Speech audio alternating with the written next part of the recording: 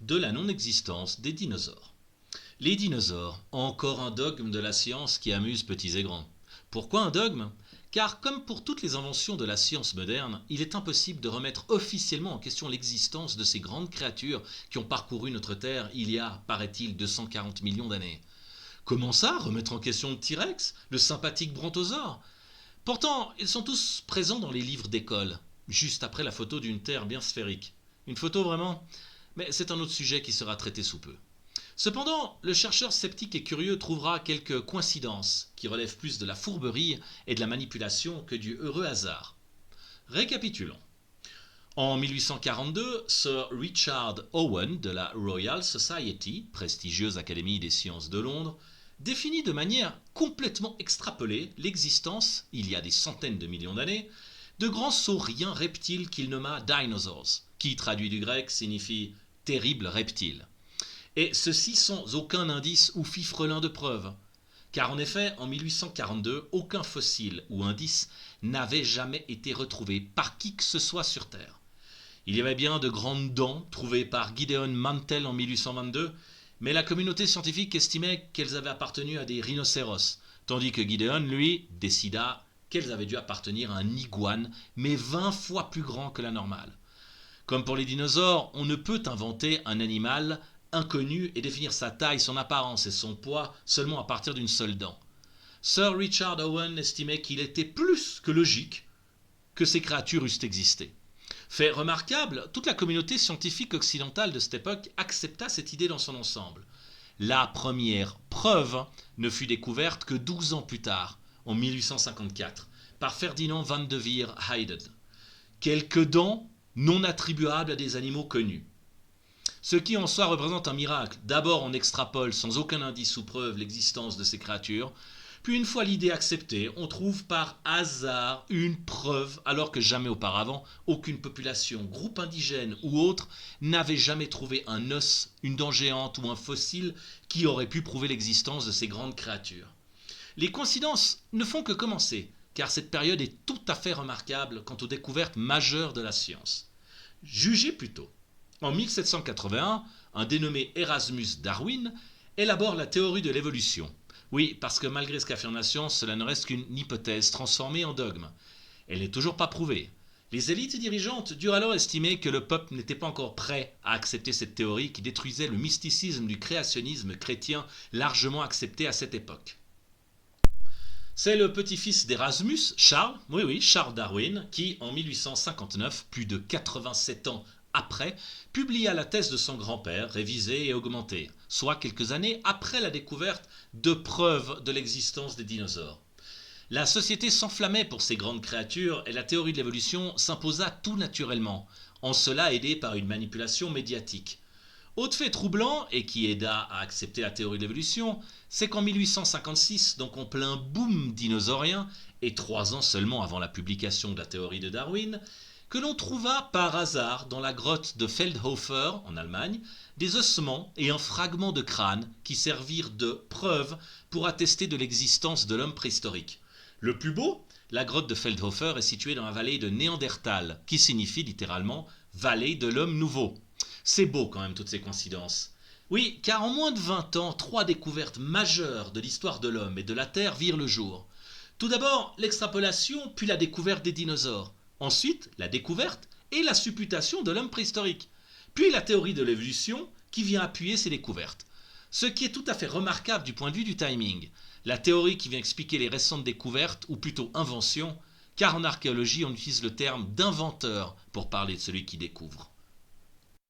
Mais revenons aux dinosaures. Aucune tribu ou population de notre Terre n'a jamais retrouvé un seul os ou fossile de ces créatures avant la fin du XIXe siècle. Ni les Indiens d'Amérique, ni aucune tribu d'Afrique n'a jamais fait mention d'ossements d'une taille anormale. Mais dès que Richard Owen eut inventé leur existence, les découvertes de fossiles, ossements divers et dents commencèrent à apparaître partout dans le monde, sur tous les continents en seulement quelques années. Ces endroits avaient pourtant été habités pendant des siècles, voire des millénaires, mais personne n'en avait jamais trouvé un seul. Alors commença une véritable chasse au trésor pour trouver ces merveilleux fossiles. Cela fut digne des chercheurs de pétrole ou d'or qui creusaient un peu partout au hasard. Mais contrairement à ceux-ci, les chasseurs de dinosaures eurent une chance incroyable et il semble que partout où l'on cherchait, on trouvait. Des dizaines de milliers de fossiles et restes furent retrouvés en quelques années.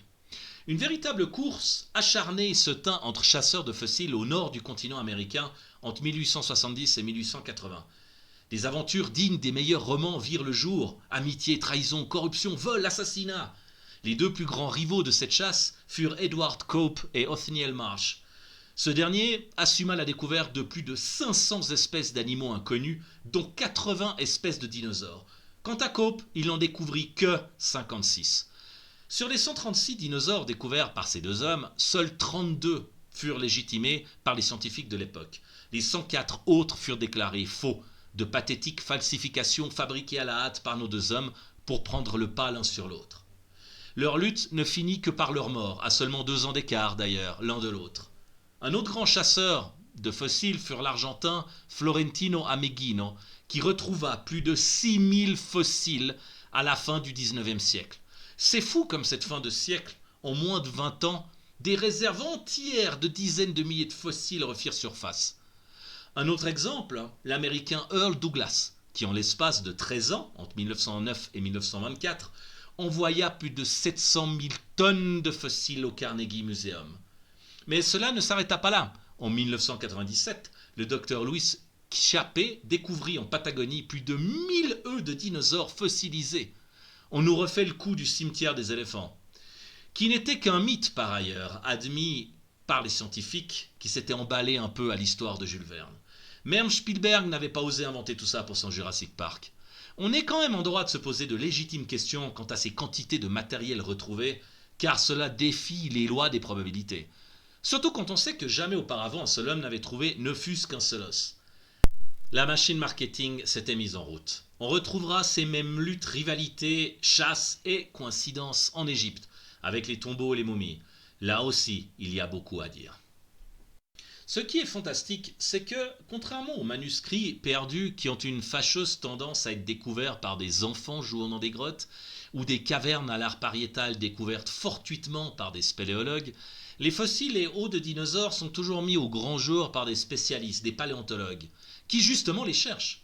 Aucun ouvrier creusant le métro, une mine, un puits de pétrole ou n'importe quelle autre foreur de la Terre ne tombe dessus lors de son travail, ou alors c'est quand il est dirigé par un spécialiste et ne sert que de main-d'œuvre. Il est à noter qu'à ce jour, aucun squelette entier n'a jamais été découvert, la reconstitution des dinosaures n'étant qu'un jeu d'extrapolation des scientifiques à partir d'une dent, bout de crâne ou ossement divers, avec une grande dose de fantaisie d'ailleurs, comme pour le T-Rex. Tout d'abord dépeint se tenant droit sur ses pattes avec la queue traînant par terre, les scientifiques révisèrent leur jugement et il fut déclaré que le T-Rex se déplaçait le corps à l'horizontale.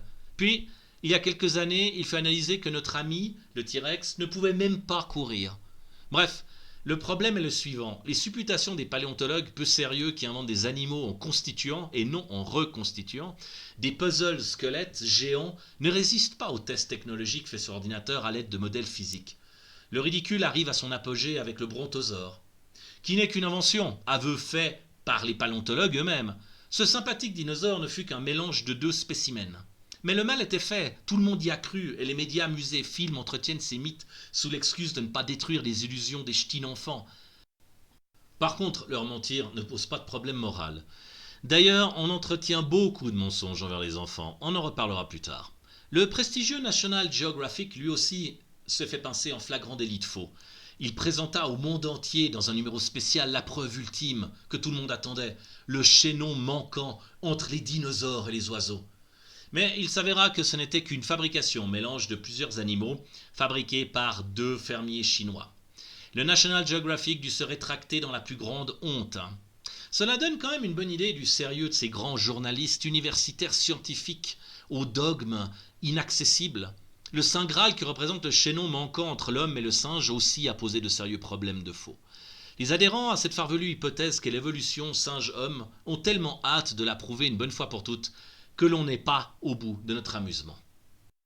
Il faut savoir que tous, et j'ai bien dit, tous les os composant les squelettes de dinosaures exposés dans les musées du monde entier sont des copies en résine.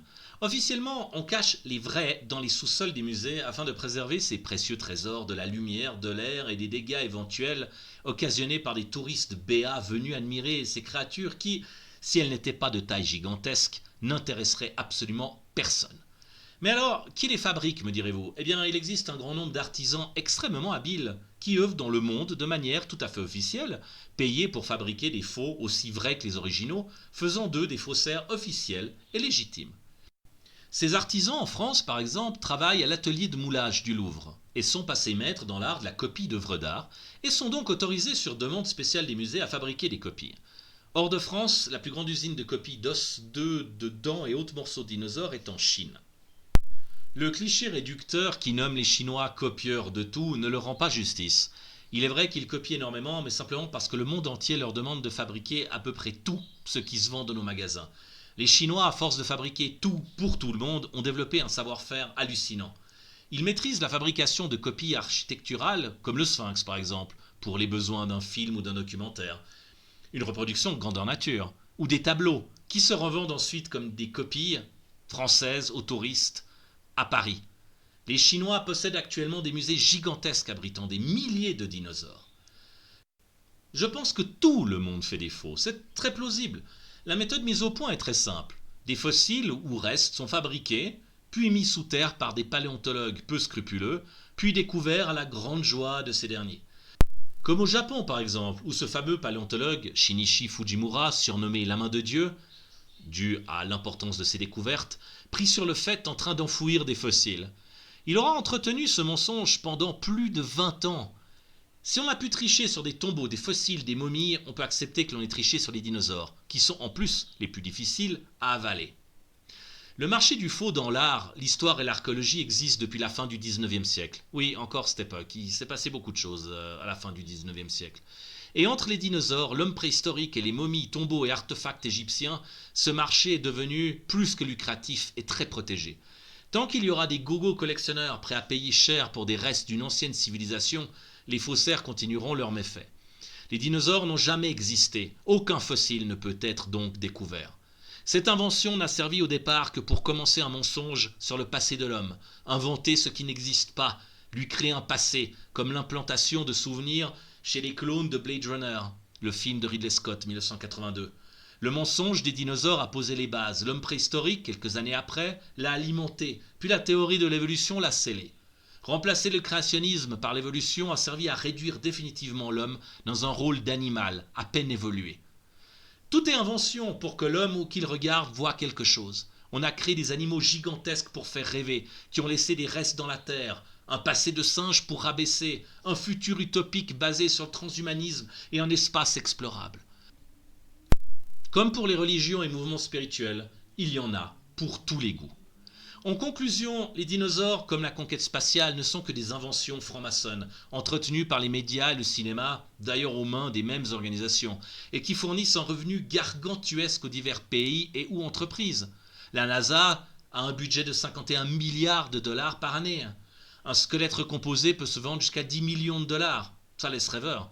Entre la vente directe aux musées, aux touristes, collectionneurs, retombées indirectes économiques pour des régions, produits dérivés comme les jouets, peluches, films, dessins animés, etc., cela représente plusieurs milliards par année. Il faut comprendre que pour faire accepter ces mythes fabriqués, le cinéma est un facteur très important. Des films comme Jurassic Park et ses suites n'ont fait que marteler et imposer cette fausse réalité comme une vraie dans la mémoire collective. Exactement comme les films de science-fiction comme Star Wars ou Star Trek ont imposé l'exploration spatiale. De plus, on remarquera que pour titiller l'imagination humaine, ils aiment à mettre des chiffres à plusieurs zéros. Plus il y en a, mieux c'est, plus ça fait vrai. L'homme préhistorique dont l'homme de 2019 descend, allez, on va dire que le plus proche vivait il y a 1 million d'années. Les dinosaures, disparus, mais qui ont laissé des tétramillions d'ossements et d'œufs fossilisés, allez encore mieux, disons 220 millions d'années. Le soleil lointain, mais dont on voit les rayons à travers les nuages. Allez, encore un nombre à 6 zéros. 150 millions de kilomètres. Je reviendrai sur les différentes méthodes de datation qui ne sont pas aussi précises que ce que les gens croient. Mais alors de loin, pas précises du tout.